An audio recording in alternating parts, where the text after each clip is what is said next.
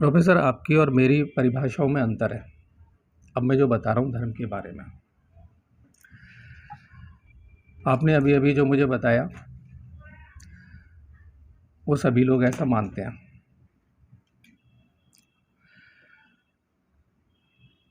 धर्म क्या है, ये आपकी मेरी जो पिछली बातचीत हुई थी वो बातचीत में बोल चुका हूँ ऑलरेडी। धर्म हम शब्दों में नहीं जाते हैं। मेरे लिए धर्म शक्ति की तलाश है। ये मेरी सांस चल रही है, ये मेरी सांस चल रही है, ये सांस निकल गई तो मैं मर जाऊंगा। संपूर्ण ब्रह्मांडीय शक्तियाँ इस सांस में छुपी हुई है। ये चक्र वगैरह वगैरह तो बात की बात है। किसी भी रास्ते से ईश्वरीय प्राप्ति के मार्ग को, उसका जो नियम है, उसका जो विधान है, उसे धर्म कहते हैं। ये मेरी परिभाषा है। अब वो मार्ग चाहे योग क्या है, चाहे वो मार्ग तंत्र का, हठ योग, राजयोग, नाद योग वगैरह वगैरह जितने प्रकार के योग होते हैं। दूसरा, मैं किस धर्म को मानता हूँ? मैं सिर्फ सनातन धर्म को मानता हूँ। अभी चलिए, आप कैमरे के सामने नहीं है, आप मुझे बता दो खाली, आपकी आवाज़ भी नहीं आएगी। अच्छा, अभी कैमरा ऑन है।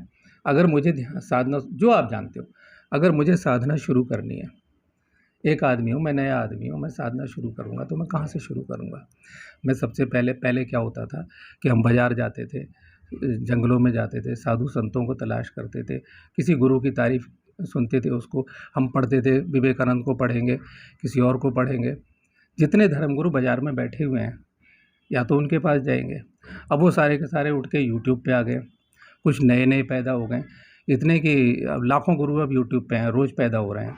ठीक है, तो हम क्या करेंगे, जो जिसकी वाणी हमें अच्छी लगेगी हम उसके पास जाएंगे, उसका कुछ अनुसरण करेंगे, उसकी विचारधारा लेंगे, उसके बाद उसके शिष्य हो जाएंगे। यही होता है, यही है। इसके अलावा जब यूट्यूब नहीं था, जब कुछ ये मीडिया नहीं था, हम क्या करते थे?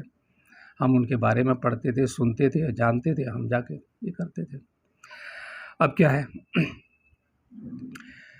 लेकिन मैं जहाँ खड़ा हुआ हूँ, मैं बता दूँ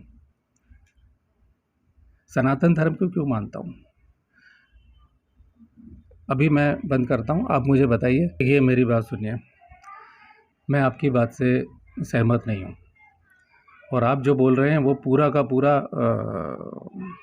सारा समाज वही मानता है। जो आप कॉलेज में पढ़ा रहे हैं वो सभी गुरु वही पढ़ा रहे हैं। लेकिन अगर मैं साधना शुरू करूँगा तो मैं ये जितनी फिलॉसफियाँ हैं, जितने धर्म और दर्शन हैं, मैं इन्हें नहीं मानता हूँ, बिल्कुल स्वीकार नहीं करता हूँ। क्यों नहीं करता हूँ? मैं कहाँ से शुरू करूँगा? अगर मुझे आज की भाषा में कुंडलनी जागरण चल गया है, अब ये पता नहीं कि आदमी के शरीर में एक कुंडलनी रहती है, एक उसकी आत्मा रहती है, एक कुछ और रहता है, एक चक्र भी रहते हैं, किसी को कुछ नहीं पता। लेकिन बातें बहुत ज़्यादा करते हैं, और ये सब धर्म गुरुओं ने भ्रमित किया हुआ है। मैं वहाँ से शुरू करूँगा जहाँ महाभारत हो चुकी है, मैं वहाँ से शुरू करता हूँ। 5000 साल पहले से शुरू करता हूँ। वो मौलिक लोग हैं, मैं मौलिक धर्म की बात करता हूँ। मौलिक धर्म कहाँ है? धर्म का मूल कहाँ है? वहाँ तक है।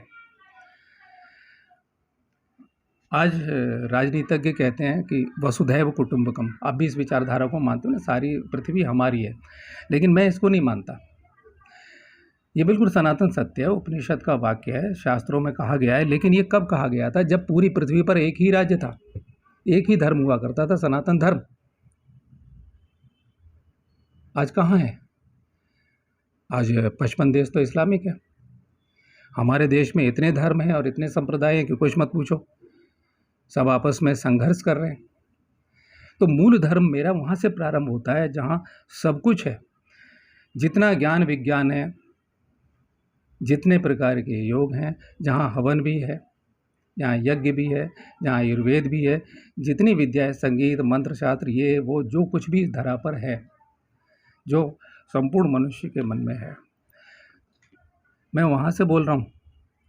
जब भी कोई शुरू करता है, प्रवचन देना शुरू करता है, कहाँ से शुरू करता है? वो बुद्ध से शुरू कर देगा, महावीर से शुरू कर देगा, इससे पीछे जाते नहीं है ज़्यादातर। नहीं होती, ऐसा नहीं है। और पीछे कहाँ की बात है? नहीं, वैदिक काल को तो बेस मानते हैं। नहीं, बेस मानते हैं, लेकिन उस पर चलन में नहीं दिख रहा, नहीं गुरुदेव, रहता है हमेशा। बहुत कम है।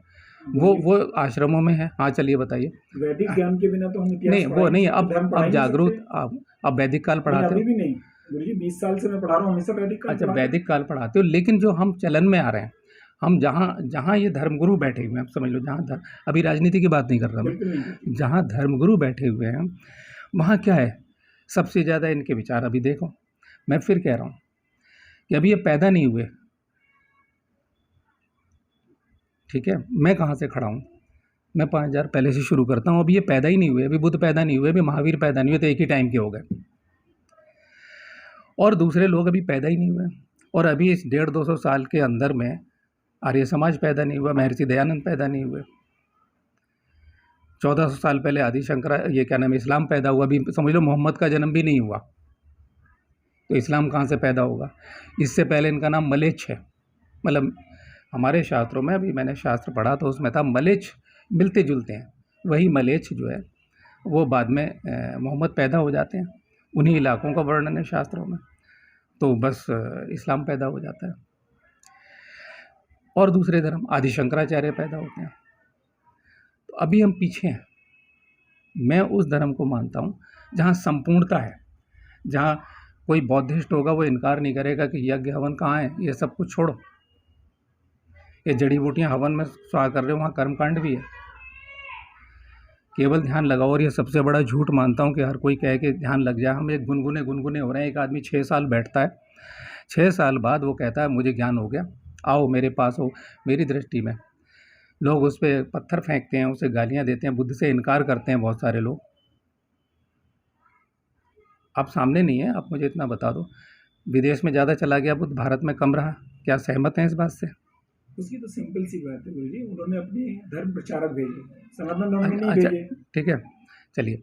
तो मेरा कहने का मतलब है, तो ये लोग जो वहाँ खंडन करते हैं, चेतना को खंडित करते हैं। लेकिन गुरुदेव मैं इसमें कहना चाहूँगा, हम केवल वैदिक काल की बात नहीं कर रहे, उससे पहले भी जो हमारे एविडेंस हैं, अच्छा, सिंधु घाटी सभ्यता के जो कार्बन डेटिंग एविडेंस है उससे पुराने हैं, उसमें भी हम पाशुपति सिद्ध की बात करते हैं, उस समय में भी ईश्वर की बात करते हैं, और सब पढ़ते हैं। ये कोई नहीं कह सकता कि हम 70 सालों से वो नहीं पढ़ रहे हैं, वो 70 साल से भी पढ़ रहे हैं। बेशक पढ़ रहे हैं, लेकिन मैं और गुरुजी इतने लोगों ने, मेरे एक वरिष्ठ साथी हैं कपिल कपूर जी, उन्होंने एनसाइक्लोपीडिया ऑफ हिंदुइज्म बनाया है। अच्छा।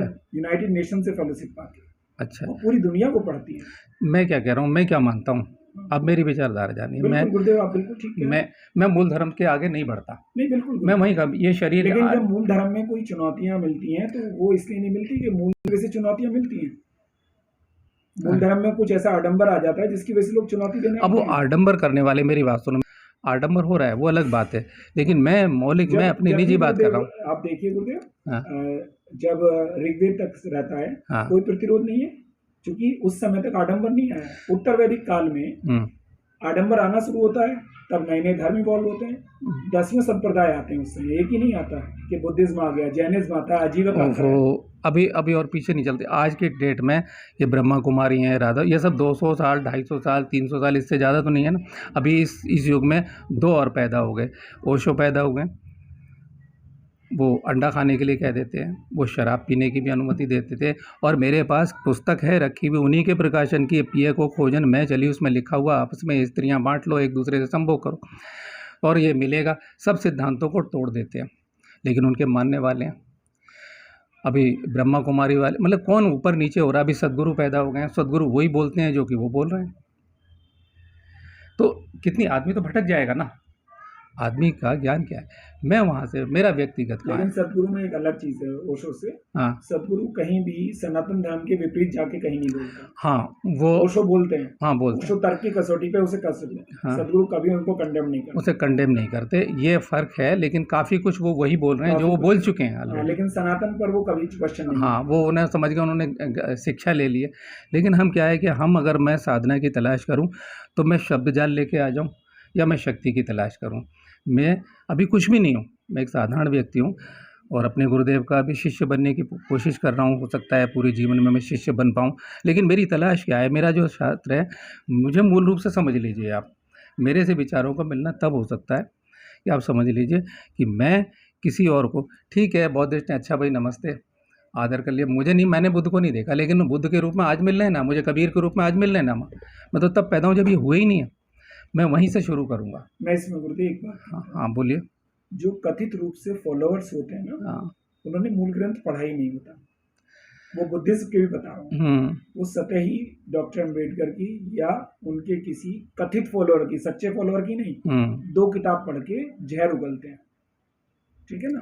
वो जो भी सच्चा होगा, जितने भी लोग मैं मिला, मैं बहुत सारे पद्मश्री से मिला, बहुत सारे दिव्य गुरु से मिला, जो जिसने मूल पढ़ा है, जिसने बैक टू बेसिक है, जो वो कभी भी किसी भी धर्म का जिसने वाकई पढ़ा है, बाकी तो सारे बनावटी पान पढ़े हुए हैं, वो गलत नहीं है। अच्छा चलिए, मेरे साथ ऐसे साथी मिल रहे हैं मुझे, पोलैंड में ऐसे मिल रहे हैं जो कहते हैं कि हम तो सनातनी है भाई, हम तो जो इसका चक्र भी हुआ चर्च का, उससे बाहर निकलना चाहते हैं। सहमत नहीं होऊंगा। अभी आर्य समाजियों से बात करते हैं, मैं इन सब से गुजर चुका हूँ। लेकिन गुरु जी, आर्य समाज की जरूरत क्यों पड़ी, ये भी तो सोचने की बात है। ये समाज का विषय, मैं अब अध्यात्म, अभी मैंने अध्यात्म की बात। अच्छा आप ये बताइए। मैं तो सामाजिक बात कर रहा हूँ। अभी समाज पे भी आ जाएंगे, राजनीति पे भी आ जाएंगे, लेकिन मैं सिर्फ इतना कह रहा हूँ कि सबसे गुजरने के बाद ये मैंने देखा, लेकिन मेरा जो मौलिक धर्म है, मेरा मौलिक धर्म क्या है, मेरे गुरुदेव का है, और वो 5000 साल पुराना है। मैं अभी आगे आया ही नहीं आऊँगा। अगर मैं आऊँगा तो मैं मतलब ही नहीं है, मैं क्यों मानूँ इन लोगों को? क्योंकि एक कौन पूछता है, हमारे यहाँ क्या है कि जाओ अभी दोबारा तपस्या करो। मुझसे तो किसी ने नहीं कहा कि 6 साल अभी करें, जाओ दोबारा तपस्या करो, अभी तुम पे लोग भाई हम वो लोग हैं कि हमारी आंखों से अग्नि निकले तो आदमी भस्म हो जाए। अभी तक ये मैंने 10-12 नाम अपने जो लेख हैं मैंने उसमें भी डाले हैं, अभी तक 1950-52 तक भी लोग जिंदा रहे हैं। ये दुर्भाग्य की बात है, इस युग में कोई शक्तिशाली पैदा नहीं है इस टाइम में, वर्तमान में। आज मीडिया का युग है तो कोई है नहीं, और कोई होगा तो बहुत सारे हैं, वो छुपे हुए हैं, आते नहीं। और सन 76 तक तो पंडित गोपीनाथ कविराज जी जीवित रहे, 37 में बाबा चले गए, और उनके साथ में 10-12 लोग और चले गए। तो मेरा कहने का मतलब ये है कि आप मुझे जाने सिर्फ कि मेरा सिद्धांत क्या है, मैं आगे नहीं बढ़ूँगा, मैं इसी के साथ मर जाऊँगा कि मैं 5000 से जो मौलिक धर्म है, जो पीछे से धारा चली आ रही है, मैं उसी को लेके चलूँगा। वहाँ सब कुछ है, लेकिन सब कुछ साधन, आपने देखा होगा, आप प्रसाद लाएं तो मैं कभी देखा कि मेरे पास कुछ नहीं है, लेकिन मैं मूर्ति से निकल के आया, मेरे लिए मंदिर था, उन मंदिरों में मैंने साधना की है, उन शक्तिपीठों पर मैंने साधना की है। आज क्या है, आज मैं मेज को भोग लगा दूंगा, मैं दीवार को लगा दूंगा, मैं सामने कोई भी वस्तु है, ये शून्य में भोग लगा दूंगा, मैं अपने को लगा दूंगा, आपको लगा दूंगा, लेकिन वो मौलिक धर्म वो है। लेकिन बाहर है तो मैं कहूँगा ये जगदम्बा है, ये ओम श्री गणेशाय नमः गणेश जी, ये मेरे गुरुदेव हैं। और भाई मेरी शिक्षा वो है, 2 गुरुओं का मैंने कहा कि जीवन पे प्रभाव रहा, मेरे तंत्र के गुरु अरुण कुमार शर्मा जी, और मेरे योग विद्या के हठ योग के गुरु कपिल देव महाराज जी, भैरवी साधना के, और वो सब धारा है। और गुरु की शक्ति मैंने आपको पहले भी बताया था, आज फिर बता रहा हूँ, जो शक्ति मूल गुरु में होती है वो होती नहीं है। अभी क्या होगा, मेरे जैसा आदमी, अब मूल धर्म का जो आदमी होगा, जो मौलिक धर्म की तलाश में, धर्म मैंने क्या बताया कि उस ईश्वर प्राप्ति का जो भी नियम है, चाहे यम नियम जो कुछ भी है। अब ध्यान, आपने कहा ध्यान सीधे सीधे हो नहीं सकता। हम आंख बंद करके बैठते हैं और दुनिया भर की सारी ध्यान की विधियां आज इस यूट्यूब पर है, कोई ऐसी ध्यान की विधि नहीं है, लेकिन फिर भी नहीं होता। जैसे हम नींद है ना, नींद ला नहीं सकते, दवा खा करके बेहोश हो सकते हैं हम, लेकिन जो मौलिक नींद है वो नहीं आ सकती। इसी तरह जब ध्यान होगा, उससे पहले यम नियम आसन प्राणायाम प्रत्याहार धारणा, धारणा सिद्धि के जो शक्तियां हैं वो पंच तत्व की शक्तियां हैं, जल अग्नि वायु आकाश, अभी तो कुछ नहीं है। तो ये मेरा धर्म है, क्या मैं पालन कर रहा हूँ, इस मार्ग पे चल रहा हूँ, चाहे मैं पतंजलि के मार्ग पे चल रहा हूँ तो ये मेरा धर्म है, मैं हठ योग में मार्ग चल रहा हूँ तो ये मेरा धर्म है, मैं मंत्र योग में मार्ग पे चल रहा हूँ तो मेरा धर्म है। और ये सब क्या है, सनातन धर्म के अंतर्गत है, इसलिए मैं सनातन धर्मी हूँ, इसलिए मैं सनातन धर्मी हूँ। सनातन धर्म में क्या है, वेद भी है, पुराण भी है, वैदिक काल से मतलब नहीं है, वो सब है। हम तो मानते हैं कि उपनिषद सबसे महत्वपूर्ण है उसमें। हाँ, उपनिषद बिल्कुल महत्वपूर्ण है। जो उपनिषदों को स्थान मिला वो पहले कभी मिला ही नहीं, आज लोग समझ रहे हैं। विदेश वाले शायद खोजबीन कर रहे हैं उन पे, ऐसा मुझे लगता है, और आप तो ज़्यादा जानते होगे। लेकिन मेरा जो मौलिक धर्म है, मैं समझ चुके होगे कि मैं, अब रही बात तो मैं इन लोगों का आदर, भाई ये लोग मुझे मिलते हैं तो नमस्ते, लेकिन मैं जानता हूँ ये मेरी दृष्टि में ये खंडित चेतना वाले लोग हैं। मैं 12 साल एक महावीर खड़े रहते हैं, उसके बाद क्या होता है, मैं क्यों सीखूं कि कोई हमारी हत्या भी कर दे। अहिंसा का ये मतलब नहीं होता, मेरी गीता ये नहीं सिखाती है कि कोई मेरी हत्या, बुद्ध को कहा गया अपने शिष्यों को कि तुम जा रहे हो तो बताओ, तुम्हारी कोई हत्या भी कर दे तो मैं समझूंगा कि मैं धन्य हो गया, ऐसे ही कहा जाता है। मैं बताता हूँ, बौद्ध धर्म कहते हैं असुरक्षित, एक कथा है, मैं कथा वथाएँ कहता नहीं हूँ। जैन धर्म कहता है कि बुद्ध को मारा पीटा, उनके कान में कील ठोक दी, नहीं पढ़ा है तो पढ़ लेना, ठीक है, ये सब लोग जानते हैं, जैन धर्म वाले जानते हैं, उन्हीं के धर्म में लिखा हुआ। वो नंगे रहते थे तो गांव वाले दौड़ा देते थे, कुत्ते छोड़ देते थे, भगाते थे। नहीं भाई, हम जिस मार्ग के, वहाँ अहिंसा सिद्धि का मतलब है कि अगर मुझे अहिंसा सिद्धि है तो अगर यहाँ मेरा मकान है, मेरा घर है, तो कम से कम मेरे आभा मंडल के दायरे में या 1 मील के दायरे में कोई भी आदमी मेरी हिंसा ना कर सके। ये मतलब मैं जिस मार्ग का हूँ, जो मैंने सीखा है, जो मैंने जाना है, और तब तक जब तक मुझे ऐसी अहिंसा सिद्धि उपलब्ध नहीं हुई है, मुझे अहिंसा, सत्य, अहिंसा, ब्रह्मचर्य, अपरिग्रह, अस्तेय, कहाँ। शरीर महत्वपूर्ण बताया गया कि देवता भी इस शरीर में आएंगे, साधना करेंगे तो वो मुक्त होंगे भाई, आप समझे। या मेरे अंदर कवच सिद्धि होनी चाहिए। मेरी अहिंसा ये है, मैं सहमत नहीं हूँ बुद्ध और महावीर की अहिंसा से। हमारे कृष्ण सत्य अहिंसा की खूब बात करते हैं, लेकिन जब उन्हें घेर लिया जाता है, 2 बार विराट स्वरूप दुर्योधन की सभा में घेर लिया जाता है, तो क्या करते हैं, वो विराट स्वरूप दिखाते हैं। हमें तो शिक्षा ये मिली है भाई। तो मेरे अंदर या तो ये होना चाहिए, या ये होना चाहिए मेरी आंखों की शक्ति से। मेरे अंदर लक्ष्मण जी एक खींच देते हैं रेखा, रावण भी पार नहीं करता। मेरी साधना, मेरा मार्ग, मैं जिस धर्म का हूँ, मैं हवन भी करूँगा। आप बीमार हैं, अगर हमें यज्ञ विद्या भी, मैं उस तल का यज्ञ नहीं जानता हूँ, अभी और कृपा होनी बाकी है जो यज्ञ है। लेकिन हाँ, ऐसा यज्ञ शायद देखने में ना आए जैसा मैं करता हूँ, क्योंकि यज्ञ के 3 अंग हैं। पूरी गीता में हर थोड़ी देर बाद यज्ञ की बात होती है या नहीं होती है। लेकिन कबीर से बात करो, महावीर से बात करो, बुद्ध बिल्कुल इनकार हो जाएगा, बस आंख बंद करो, साधना करो। सब गुनगुना चल रहा है, आंख बंद कर, सबको हो रहा है, कुछ अनुभव हो रहे हैं। मुझे क्यों सीखना, हमें आचरण सीखना उन ऋषियों से। मतलब मेरा धर्म, मतलब ये मेरा निजी धर्म की, अपने निजी धर्म, ये मैं पंडित घनश्याम बस अपने निजी धर्म की बात कर रहा हूँ। मैं प्रणाम कर लूँगा सबको कि भैया नानक जी इनमें तो प्रणाम है, होंगे ये फलाने हैं आर्य समाजी, क्योंकि मैं दयानंद से बिल्कुल प्रभावित नहीं हूँ। मैंने सत्यार्थ प्रकाश पढ़ी, ऐसी बातें उनसे पूछो ना जो बालाजी में जाते हैं, बिल्कुल दिमाग का डॉक्टर उन्हें केवल इंजेक्शन देता है, कहीं ना कहीं वो दयानंद मानते ही नहीं आत्मा को। तो दयानंद को और तलाश करना चाहिए था, मेरी नज़र में महर्षि दयानंद को और तलाश करना चाहिए था, बुद्ध और महावीर को और तलाश करना चाहिए था,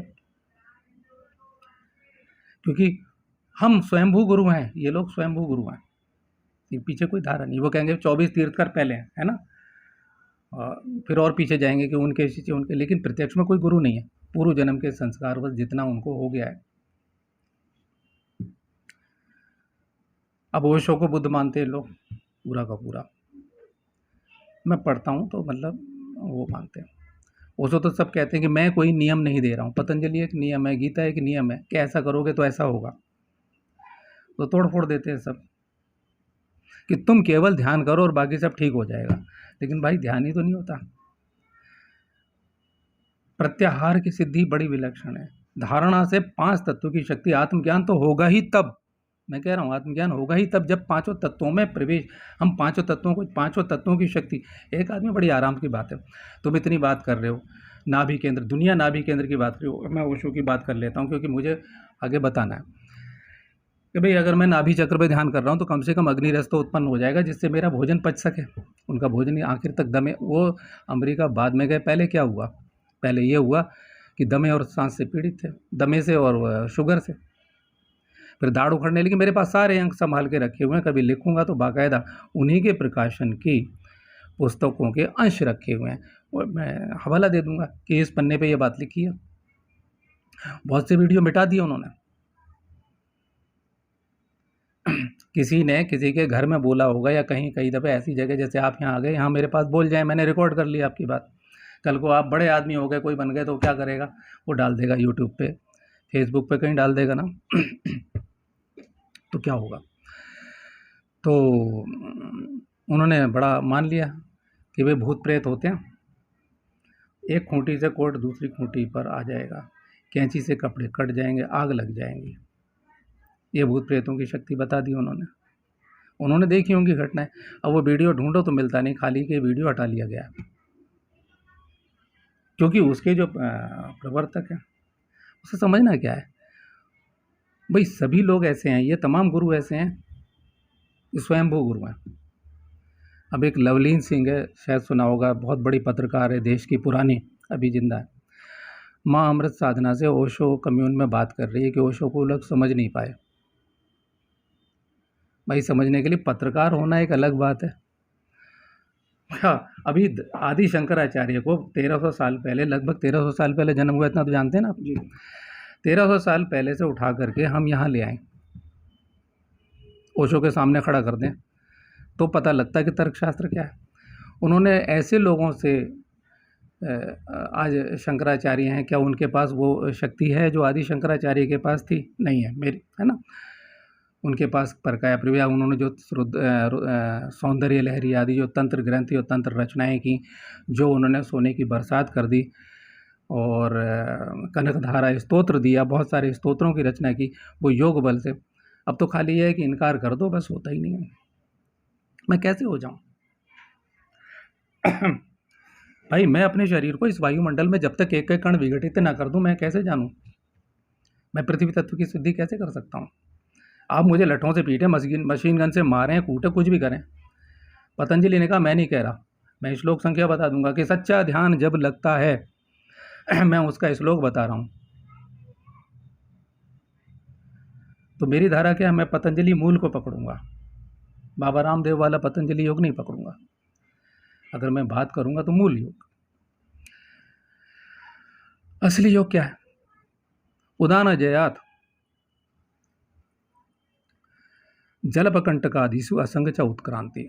अगर उदान वायु पर हम जय कर लेते, उदान वायु क्या होगा? एक तो प्राणों का उर्गमन, वीर्य स्खलन नहीं होगा। गीता में भी वही बात कही है कि हे अर्जुन, दूसरे योगी जन अपान को प्राण में हवन करते हैं, यानी नीचे से उठा के प्राण में ले जाते हैं। अब ऐसा आदमी स्त्री संभोग भी करे तो वीर्य स्खलित नहीं होगा, और बल्कि उससे दिव्य शक्तियाँ प्राप्त होंगी उसे। जलपकंटकादि से उसे जल में फेंक दो, जलपकंटकादिषु असंग च उत्क्रांति, उर्गमन होगा। और उर्गमन की तो सारा खेल है, सारा अध्यात्म का है कि हम उर्गमन प्राप्त करें, है या नहीं है। अगर सारा ये है कि हम उर्गमन को प्राप्त करें, तो भाई अगर हम बैठे हैं ध्यान में, अब बहुत सारी कथाएं लोग तर्क करते हैं कि अप्सराएं ध्यान, या तो ध्यान शुरू कर रहा होगा कोई ऋषि, और या ध्यान से बाहर आने वाला होगा, तो कानों में आवाज़ जाएगी, वरना आदमी सोता है, ढोल नगाड़े बजाओ, सोता रहता है, नहीं रहता है। तो असली ध्यान जब आएगा तो ऐसी स्थिति होगी। अब राजस्थान में तो बड़े बड़े कांटे होते हैं साहब, मैं अभी 3 महीने उधर राजस्थान में रह के आया हूँ। जलपकंटकादिषु असंग च उत्क्रांति, कांटों से उसके शरीर में कांटे घुसाओ, असंग, आप संयोग नहीं कर सकते, मर नहीं सकता। उत्क्रांति उर्गमन होता है।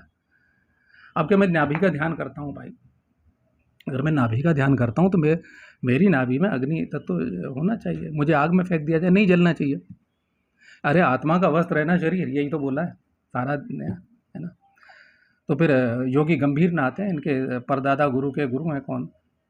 अभी बाबा विशुद्धानंद जी का मैं नाम लेता हूँ, ठीक है, मैं वहाँ गया था, मेरे तंत्र गुरु की परंपरा है, मैंने ऐसा आदमी देखा है, मैं ऐसे आदमी की संगत में रहा हुआ हूँ, अग्नि तत्व क्या होता मैं जानता हूँ, तब से मुझे मालूम है। और जब मुझे अभी गुरुदेव का दर्शन हुआ, मुझे पहली बार पता लगा, मैं तो झूठा ही, मैं कोई गुरु नहीं हूँ, अभी तो कुछ नहीं हुआ। और ये ध्यान वाले कि हम ध्यान में वहाँ पहुँच गए, कभी मेरा कोई ध्यान में फ़ोटो नहीं देखा होगा, आज तक देखा कभी नहीं आएगा। किसको ध्यान भी प्रति, अरे एक आदमी को तकलीफ हुई, उस ऋषि को कोई तकलीफ हुई, वो जंगल में गुफा में चला गया, वो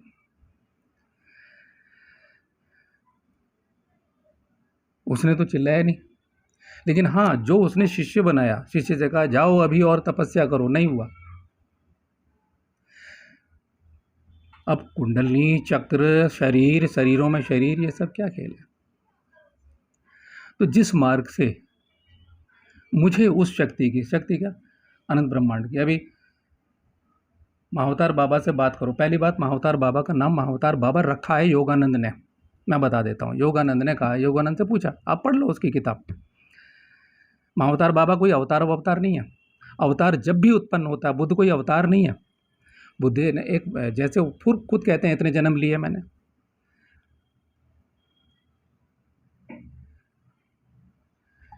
साधना की ये उपलब्धि हुई, उन्हें शांति की उपलब्धि हुई, उन्होंने कहा ओ भाई अब मैं शांति का संदेश दूंगा, सारनाथ में पहला प्रवचन देना। अगर ऐसा होता है, ओशो कहते हैं मुझे इतना आनंद आ रहा था जब मुझे संबोधि प्राप्त हुई, अगर काश मेरी चेतना तब इतनी विकसित नहीं, गुरुदेव जो मुझे कपिल देव जी महाराज मेरे गुरुदेव हैं, मैं उनके श्री चरणों में बारंबार प्रणाम करते हुए बोल रहा हूँ, अगर मेरी ओशो से मुलाकात हुई होती और मैं आंखों में आंखें डाल के पूछता कि ये बताओ आनंद किसे आ रहा था, आनंद लेने वाला कौन था, ये मेरे पास है, मैं बार बार अगर मैं उठाऊंगा यहाँ से किताबें उठाऊंगा और मैं पन्ना पढ़ूंगा तो डिस्टर्ब हो जाऊंगा। आप मान लो कभी लिखूंगा तो लिखूंगा, वो कह रहे मैं दीवारों पर टक्कर मारता, अरे भाई मैं कह रहा हूँ चलो संभोग में क्या होगा, आनंद में क्या होगा, तुम्हें बिना स्त्री कहीं नहीं है, संभोग का आनंद आ गया आपको, मूलाधार में आ गया, स्वाधिष्ठान में आ गया, सारे चक्रों में आ गया, अनाहत में भी आ गया, नाभि केंद्र में भी आ गया, कंठ चक्र में भी ये भी आ गया, कुछ काल ज्ञान भी हो गया और आपकी वाणी खुल गई, प्रवचन देने की शक्ति आ गई। अगर मैं ये आत्मज्ञान होता है तो उसके बाद प्रवचन दें, खाली हम प्रवचन दें, धन और स्त्री बटोर रहे हैं और ये कहें हम अनासक्त भाव से कर रहे हैं, राजा जनक को तो पैतृक मिला हुआ था उनके बाप की वजह से, सब राजा जनक नहीं हो गए, वो रोल्स रॉयस गाड़ियाँ लाओ, खरीदो, कपड़े बनाओ, ये सब क्या है, तो ऐसा नहीं है, मैं नहीं मानता। अब संत रामपाल जी, वो तो लगता है कि जैसे कबीर की आत्मा उनमें आ गई हो, अब कितने कबीर हो गए, दूसरे कबीरपंथी कहते हैं ये ढोंग कर रहा है, जो 10-12 गुरु बलात्कार में जेल में अंदर हैं उनका तो अब खुल गया, वो अंदर हैं, अभी कुछ जमानत पे छूट गए, लेकिन एक ही क्या आत्मज्ञान ऐसा होता है कि अब सिर्फ इतना कि बस मैं प्रवचन देने लग जाऊं, बस कुछ ध्यान की विधियां सिखाने लग जाऊं और शक्तिपात की झूठी ट्रिकें उपयोग करूं,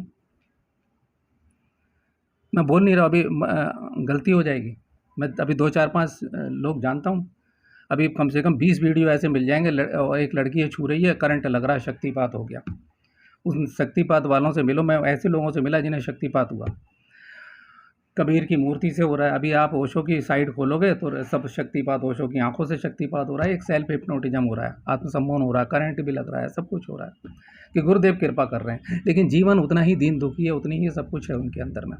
शक्ति एक पहचान है, शक्ति से इनकार कर देते हैं। मैं कह रहा हूँ आप नहीं बोल सकते, आप सरकारी अफसर हैं, क्लास 1 ऑफिसर हैं, विदेश जाते हैं, मैं बोल रहा हूँ, मैं आदर नहीं करता भाई, प्रणाम कर लेता हूँ, जैसे मनुष्य हैं, आप कोई धंधा कर रहे हैं, मेरे टेलर हैं, मेरे कुछ और हैं, ठीक है, व्यवहार है, मेरा मन स्वीकार नहीं करता, मैं कैसे कर लूँगा, मैं तो वही 5000 साल पुराना आदमी हूँ जहाँ सब कुछ है। और ब्रह्म ज्ञान का क्या मतलब है, अनंत, ये गैलेक्सी, ये आकाश गंगा, अगर कोई प्राणी रहते हैं मुझे उनकी भी भाषा, उनका ज्ञान, प्रत्येक चीज़ के बारे में जब तक ना पता हो, अलग अलग बताऊँ, अभी तो आत्मा की बात, अगर वह आनंद आ भी गया मुझे अपने भीतर तो आत्मज्ञान हो गया। उसके बाद में क्या हुआ? आप डॉक्टर के पास जा रहे हो कि मेरा फेफड़ा ख़राब है, एक दमे की बीमारी। मैं रामकृष्ण परमहंस और विवेकानंद के इसलिए उदाहरण नहीं देता, उनसे श्रेष्ठ तो भामा खेपा है। भामा खेपा का नाम सुना है आपने? नहीं सुना। निगमानंद परमहंस उनके शिष्य हैं। उन्होंने 4 किताबें लिखी हैं, ज्ञानी गुरु, तांत्रिक गुरु, भक्त गुरु और एक योगी गुरु। ये किताबें हैं उनकी। लेकिन जो बात भामा खेपा में मैंने कहा ना, तो महाअवतार बाबा योगानंद ने नाम रखा। उससे पहले उनका नाम हेड़ा खान गांव है, कोई वो परिचय में। अगर योगानंद ना होते तो शायद ना जानते। उनसे पूछा गया तो उन्होंने कहा कि मेरे गुरु युक्तेश्वर गिरी हैं, मैं उन्हें ज्ञानावतार कहता हूँ। अभी सुनिए, मेरे गुरु युक्तेश्वर गिरी हैं, मैं उन्हें ज्ञानावतार कहता हूँ। उनके गुरु श्यामाचरण लाहिड़ी हैं, उन्हें मैं योगावतार कहता हूँ। उनके गुरु कौन हैं? उनके गुरु महाअवतार बाबा हैं, उन्हें मैं महाअवतार कहता हूँ।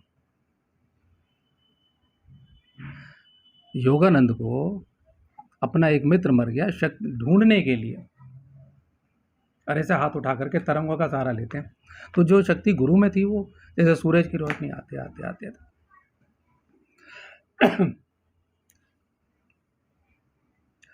अब जो शक्ति भ्रघुराम परमहंस में नीचे नहीं है, वो बाबा विश्वनानंद में नहीं आई। इसलिए एक तुलनात्मक, अब मुझे गुरु चाहिए। सुनिए, अब आप सोचो, पहली बार बोल रहा हूँ, अगर मुझे गुरु की तलाश है, और अगर अब मुझे गुरु की तलाश है तो क्या करूँगा? याद रखिए, गुरु ढूंढने का तरीका मैं जहाँ से शुरू कर रहा हूँ वहाँ क्या है?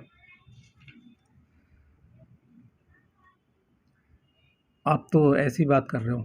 3 महाक्रोधी ब्राह्मण, उन्हें भगवान श्री कृष्ण श्रेष्ठ कहते हैं। या तो गीता से इनकार कर दो, गीता कुछ नहीं है। लेकिन गीता एक अकेला ऐसा ग्रंथ है जिसमें वेद, शास्त्र, उपनिषद, संपूर्ण ग्रंथों का निचोड़ है। एक अकेला ग्रंथ है। तो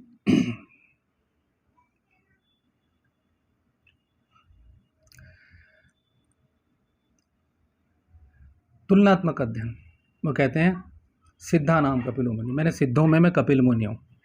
क्या और भी सिद्ध हैं भाई? उनके टाइम में और भी सिद्ध हैं। यानी तुलनात्मक अध्ययन, इस पर गौर ही नहीं करता आदमी। यहाँ मानते हैं कि सबको ब्रह्म ज्ञान हो गया, ओशो को भी हो गया, सदगुरु को भी हो गया, फलाने को भी हो गया, सारे गुरुओं को, ये आदू दादू जितने सारे लोग हैं, फरीद, इन सबको ब्रह्म ज्ञान हो गया, सब पहुँच गए भगवान के पास, या ब्रह्म मोक्ष को प्राप्त हो गए। कैवल्य समाधि, पतंजलि जिसको बोल रहे हैं, सारी समाधियाँ लग गई। ये सब एक धोखा। आप जिम्मेदार हैं, आप जरा अगर सुना सकते हो तो महावीर की वाणी सुना दो, वहीं से मुझे बता दो, मैं बोल दूंगा, क्योंकि एक धारा चल रही। महावीर ने कहा ना कि आपने कहीं अध्ययन किया था कि महावीर ने कहा है कि ईश्वर की साधना, कोई अगर आदमी उपलब्ध होता है तो हाथी की सूंड जैसा, पूंछ जैसा, ऐसा कुछ था वो। नहीं, उसे नहीं गुरुजी, वो ऐसा नहीं है। हाँ, किस तरह से वो तो जैसे अभी हमारे ऋग्वेद में भी एक लाइन है शायद उसके संबंध में, कि सभी जो भी श्रेष्ठ जन है वो सत्य को अलग अलग तरीके से देखते हैं। महावीर ने क्या कहा है? बस महावीर ने कहा है, शादवाद उनका है, हाँ, सत्य की सापेक्षता का सिद्धांत। अच्छा, यानी कि सत्य हमारी दृष्टिकोणों में कई बार सापेक्ष होता है। जैसे कोई जो केवल्य को प्राप्त हो जाता है, वो किसी भी घटना के, विषय के डिफरेंट एस्पेक्ट्स को, आयामों को देख पाता है। हाँ। और जब व्यक्ति सामान्य व्यक्ति होता है तो वो 1 या 2 या 3 4 आयामों, हाँ, मतलब संपूर्ण आयामों से जो जानता है वो जानता है। वो जो भी केवल्य को प्राप्त कर, ज्ञान की पराकाष्ठा को प्राप्त कर लेता है, वो हो जाता है। तो वो ये कहते हैं। और ये रिलेटेड ट्रुथ तो कई जगह मुझे लगता है, ऋग्वेद की भी एक लाइन है, मैं इस समय रिकॉल नहीं कर पा रहा हूँ। चलिए खत्म करते हैं, मैं आगे बढ़ता हूँ, कोई बात नहीं। आप, मैं क्या कहता हूँ कि तुलनात्मक। दूसरा महाक्रोधी कपिल मुनि क्या करते हैं? क्रोधी हैं। हम कह रहे हैं क्रोध का त्याग करो। लेकिन वो शक्ति, जैसे ही हम सहज भाव में आते हैं, जब सांख्य योग हम पढ़े, सांख्य योग पढ़ा ना, सांख्य योग बिल्कुल स्वीकार कर लेना है। लेकिन जैसे ही हम स्वीकार करते हैं, हम शक्तियों से भर जाते हैं। हमारी सांस में वह सारी शक्तियां जागृत हो जाती हैं। ओशो की तरह नहीं कहेंगे कि सब चमत्कार झूठे हैं, लोग उन्हीं की भाषा बोलना शुरू कर देते, सब चमत्कार झूठे हैं, क्योंकि उनकी वो अपनी तुलना किससे करते थे? सत्य साईं बाबा से, जो एक जादूगर आदमी थे।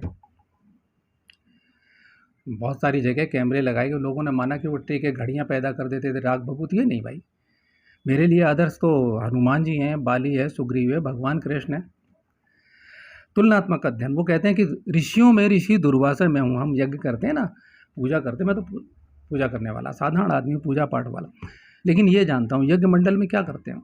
ऋषियों में ऋषि दुर्वासा मैं हूँ, यानी कि ऋषि तो और भी हैं, इतने सारे ऋषि हैं कि लाखों ऋषि हैं, मतलब हजारों तो हैं ही हैं। अभी महाभारत के अंदर कम से कम कई हजार ऋषियों के नाम है, लेकिन ऋषियों में ऋषि दुर्वासा हूँ। तो मैं क्या करूँगा? मुझे दुर्वासा पसंद है या कपिल जी पसंद है? मुनियों में मैं वेद व्यास हूँ, देव ऋषियों में मैं नारद हूँ, महर्षियों में मैं भृगु हूँ। यानी महर्षि बहुत सारे हैं भाई, लेकिन भृगु तो बहुत क्रोधी आदमी है। अब बाकी धर्म वाले नहीं मानेंगे तो क्या है, जितने बांटता कौन है? अब आते हैं राजनीति। राजनीति में नेता बाद में है, पहले विरोधाभास किन में है? पहले विरोधाभास है गुरुओं में। क्या आपकी समझ में आया? बस मैं हाँ नहीं करवा रहा, क्या आप मेरी बात समझ पा रहे हैं? आर्य समाज महर्षि दयानंद कहेंगे कि बताओ कहीं कोई देवी देवता होता नहीं? होते ही कहेंगे कोई देवी देवता नहीं होता। कबीर में भी संप्रदाय हैं, पारखी, वो कहेंगे ये चमत्कार नहीं होते, वो कहते हैं ये होते हैं। तो सबसे पहले जड़ क्या है? मैं वहाँ हूँ ही नहीं, इसलिए मेरा धर्म जो है, जो मैं मौलिक धर्म वाला आदमी हूँ, मैं उस धारा से जुड़ा हुआ हूँ जहाँ मैं किसी को हजम नहीं कर सकता। इसलिए मैं उदाहरणों में उन लोगों को योग्य नहीं समझता कि मैं उनका कभी उदाहरण दूं। संपूर्णता ब्रह्म ज्ञान क्या है? अभी कभी ब्रह्म ज्ञान पे अलग से बताऊंगा भाई। अगर इस आकाश, ये सूर्य को और महासूर्य प्रकाश दे रहे हैं, ये तो अब साइंस मानती है, डिस्कवरी चैनल बताता है। वहाँ पर भी अगर आबादी है, लोग हैं, ऐसे ऐसे ग्रह हैं कि वो कितने करोड़ प्रकाश वर्ष में यहाँ तक ग्रह आएगा तो ग्रह नहीं बचेगा, ऐसे भी हैं जो गति चल रही है। तो मुझे क्यों नहीं पता होना चाहिए? ब्रह्म माने मेरा ही शरीर अब है, मैं ही संपूर्ण भूतों में स्थित नहीं, मैं ही सब कुछ, मैं अकेला बचा हुआ हूँ। मैं किसको समझा रहा हूँ? मैं कहूँ अहम ब्रह्मास्मि, तो भी मैं क्यों, कहाँ ब्रह्म है भैया? मुझे सब कुछ पता होना चाहिए।